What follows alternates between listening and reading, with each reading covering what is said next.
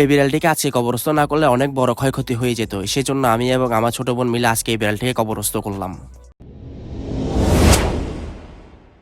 আজকে বাসা থেকে বেরোতে হুট করে দেখি যে আমাদের বাসার সামনে একটি বিড়াল মরে পড়ে আছে, যেটা অনেক দুঃখজনক বিষয়। তো কিছু করার নাই, ওর মতো এখানে লেখা ছিল। তো ভাবলাম যে ওকে এভাবে রাখা তো যাবে না, তো ওকে কবর দিতে হবে। বাসা থেকে আমি একটা পলিথিন নিয়ে আসি যাতে ওকে আমি পলিথিনে বেরিয়ে কবরস্থ করতে পারি। তো আমরা যেখানে কবর দিব এখানের মধ্যে চলে আসি। তো আমি এখানে এসে মাটি ঘুরতে থাকি কোদাল দিয়ে আর কি, যেটাকে আমাদের আঞ্চলিক ভাষায় কোদাল বলে। অল্প একটু গর্ত করতেই আমার কোদালটি ভেঙে দুই টুকরা হয়ে যায়। তো বাবা কি আর করার, তো যেটুকু আছে ওইটুকুর মধ্যে কাজ সারতে হবে। তো আমি ওইটা দিয়ে গর্ত করা শুরু করে দিলাম। তো ভাবলাম যে পলিথিন বেরিয়ে ওকে কবরস্থ করবো, তো পরে আবার কে চিন্তা করে পলিথিন দিলাম না, সুন্দর করে ওকে আমি গর্তের মধ্যে নামিয়ে দিলাম। নামিয়ে মাটি টাটি দেওয়া শুরু করে দিলাম, কারণ ওকে যদি আমি এইভাবে খোলা রাস্তার মধ্যে যদি খোলা ছেড়ে দিই বা রেখে আসি, দুই একদিন পরে বাছি মশা টোসা এসে এখানে দুর্গন্ধ ছড়াইতে পারে। আচ্ছা যাই হোক, ভিডিও এই পর্যন্ত। যদি ভালো লাগে অবশ্যই লাইক এবং সাবস্ক্রাইব করতে পারেন, আর ফেসবুক পেজ থেকে যদি দেখে থাকেন অবশ্যই ফলো বাটনে ক্লিক করুন।